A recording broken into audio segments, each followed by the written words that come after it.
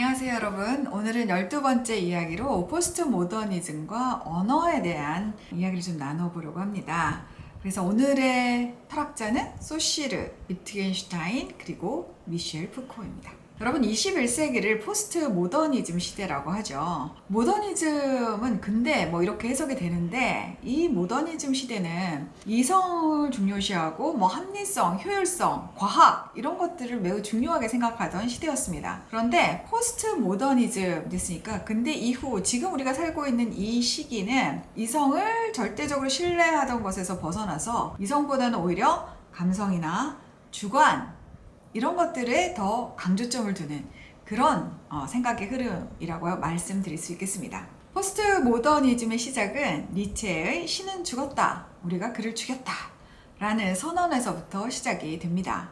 이제 신이 죽었잖아요. 인간에게 절대적인 어떤 기준이 되었고 보편성의 상징이 되었던 신이 죽었으니까 이제 그냥 각자가 자기 소견에 옳은 대로 그냥 사는 거예요. 마음껏 자유를 누리면서 그렇게 살아보자 하는 것이 이 포스트 모더니즘입니다. 그래서 그런지 포스트 모더니즘 시대에는 철학도 어떤 특정한 좀 굵은 흐름 이런 것이 없고요. 굉장히 다양합니다. 뭐 실존 철학, 분석 철학, 언어 철학, 심지어 요즘에는 양자역학이라는 물리학의 분야가 철학과 이렇게 오버랩이 되는 그런 영역이 있어요. 그래서 이 철학이라는 분야 자체도 훨씬 더 광범위해지고 경계가 좀 모호해지는 그런 경향성이 있는 것 같습니다. 과연 상대주의, 다양성주의 이런 것을 추구하는 포스트 모더니즘답게 철학도 매우 상대주의적이고 다양하게 이렇게 구성되어 있는 것 같습니다.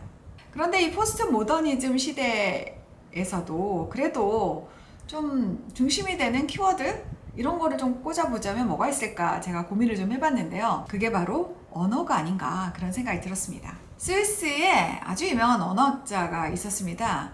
페르디낭 드 소시르라는 분이셨는데요. 이분은 언어의 체계와 구조에 무척 관심이 많았습니다. 그래서 언어가 기의 시니피에와 기표 시니피앙으로 되어 있다. 그 뜻과 개념과 소리, 기표는 소리거든요. 이렇게 두 개가 이렇게 합쳐가지고 이제 언어를 구성한다 이렇게 이야기를 하신 것이죠.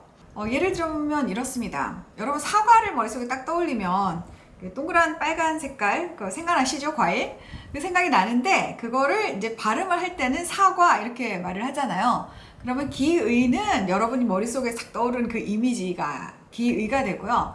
기표는 그 사과라는 발음이 기표가 되는 겁니다. 그런데 이 소실에 의하면 이 기의와 기표가 어떤 규칙에 의해서 결합이 되는 게 아니라 그 사회에서 그냥 서로 합의해가지고 마음대로 그냥 만들어낸다, 자의적으로 형성이 된다 이렇게 이야기를 한 것입니다. 예를 들어 똑같은 사과라도 개념은 똑같죠. 머릿속에 똑같은 그림을 떠올리지만 한국 사람들은 발음을 사과라고 하고 미국 사람들은 애플 이렇게 하고 일본 사람들은 링고 이렇게 얘기하고 프랑스 사람들은 폼무 뭐 이렇게 발음을 한다고 해요. 그러니까 기의와 기표는 이렇게 서로 딱 맞아떨어지는 게 아니라 딱 미끄러진다.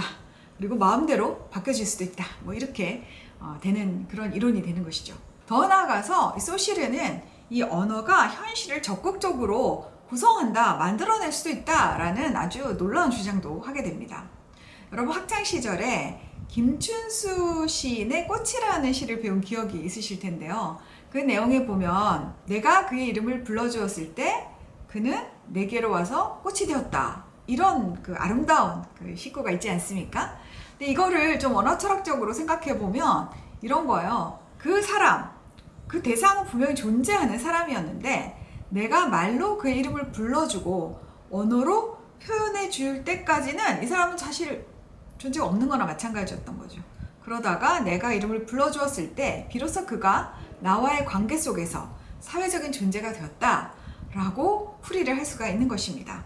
그러니까 언어 철학적으로 하면 어떤 사물, 사실 이런 것은 객관적으로 존재하고 하는 것이 별로 중요한 게 아니라 그것을 언어로 어떻게 표현하느냐에 따라 존재할 수도 있고 존재하지 않을 수도 있고 사회가 굉장히 달라질 수가 있다는 것이죠.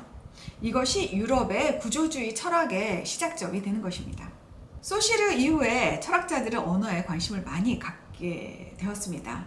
그 중에 가장 유명한 사람이 루트비 비트겐슈타인이라는 분인데, 이분은 뭐 20세기의 가장 천재적인 철학자 중에 한 명이다 라고 불릴 만큼 대단한 천재였다고 합니다. 이분은 자신의 책인 논리철학 논고에서 언어라는 것이 어떤 사물에 1대1로 대응이 된다 라고 주장을 했습니다. 예를 들어서 머릿속에 책상, 뭐 나무로 만든 책상 이런 걸 딱 머릿속에 떠올리잖아요. 그럼 그것을 표현할 언어가 딱 있는 거예요.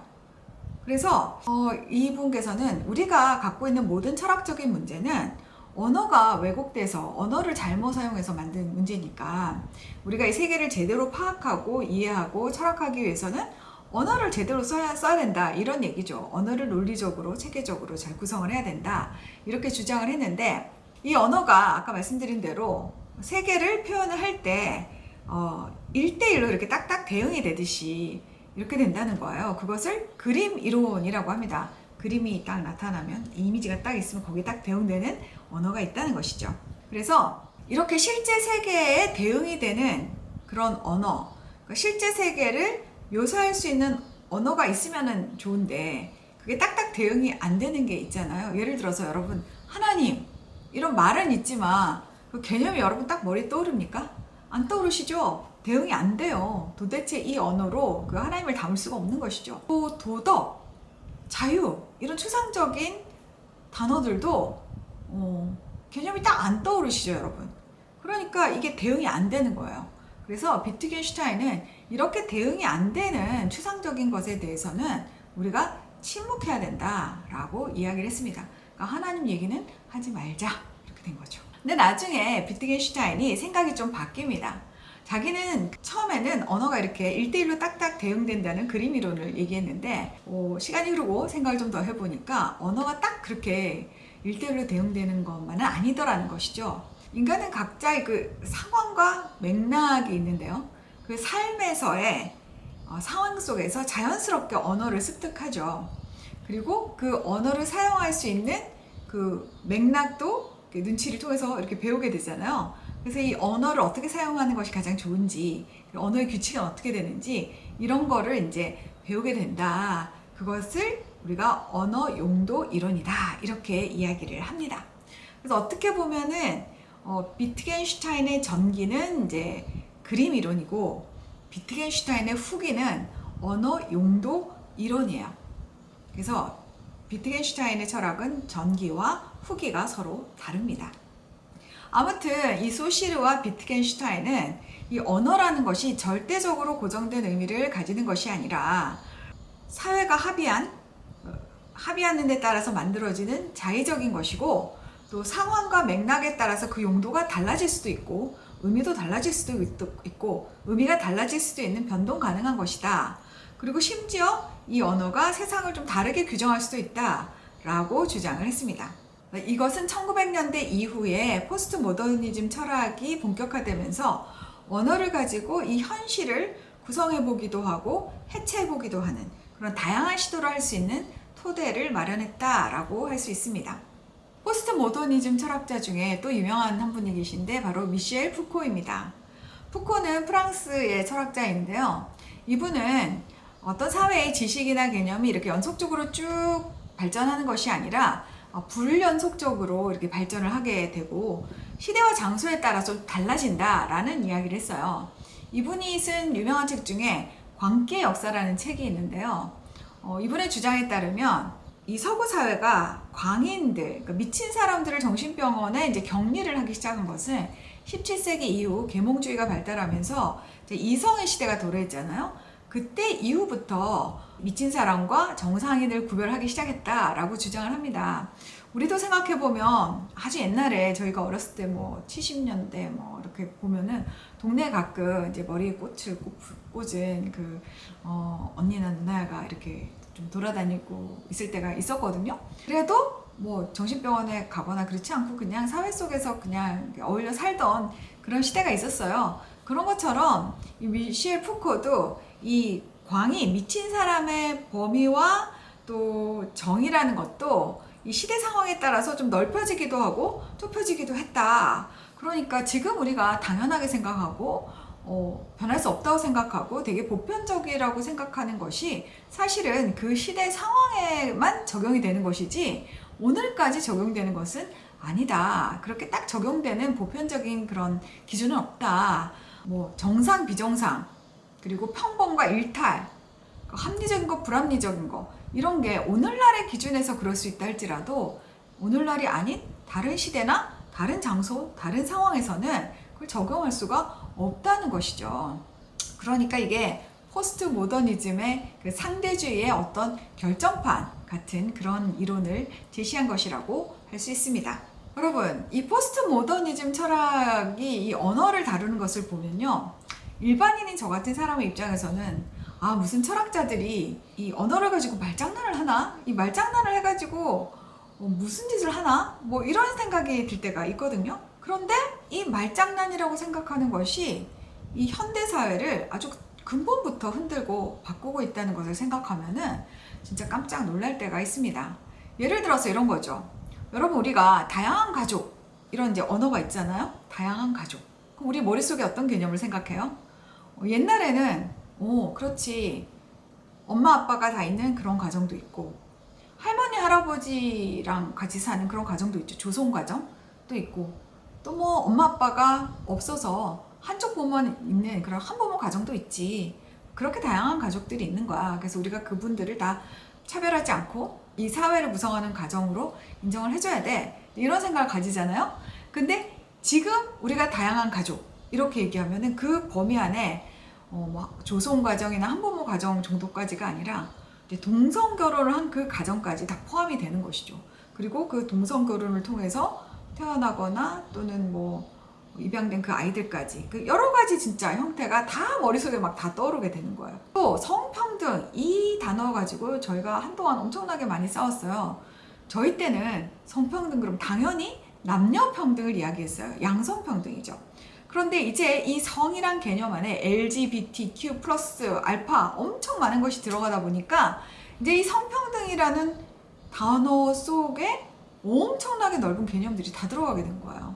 그리고 또 이런 것도 있죠. 우리가 보통 이제 엄마, 아빠 이런 말을 쓰는데 이제 그런 말 쓰지 말라고 하잖아요. 서구 사회에서는 엄마, 아빠라는 단어가 엄마, 아빠가 없는 다른 형태의 가정을 가진 아이들을 차별하고 기분 나쁘게 하는 단어이기 때문에 그 말 쓰지 말고 부모 1, 부모 2 이렇게 써 라고 이제 이야기를 한단 말이죠.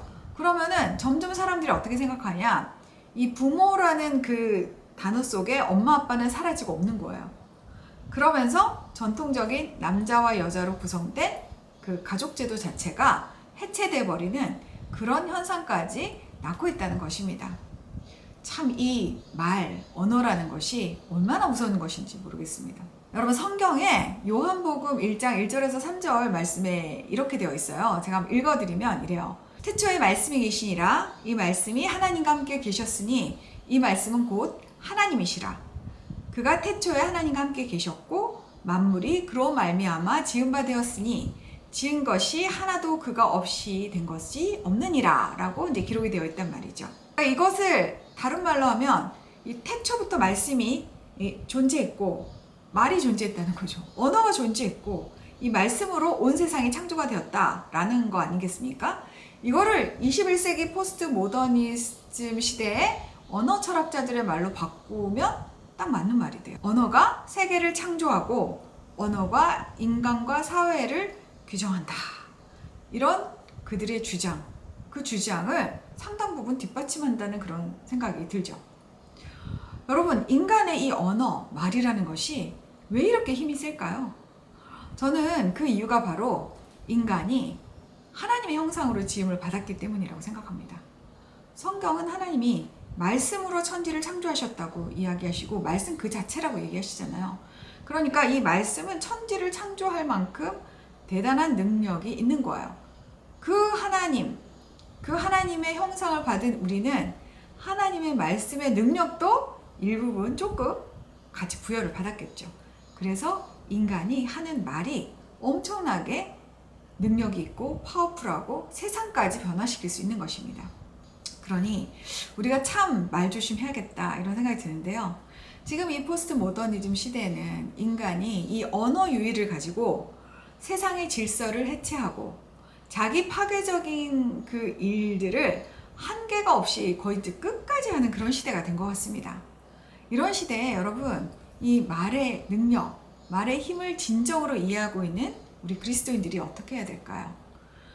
정말 세상을 창조하시고 만물의 질서를 세우시고 또 그 만물을 구원하시는 그 하나님의 말씀의 능력이 그리스도인의 그 입술에 다 담기고 또 입술을 통해서 선포되어야 하는 것 아니겠습니까? 그런 축복이 여러분 모두에게 임하시길 바랍니다. 감사합니다.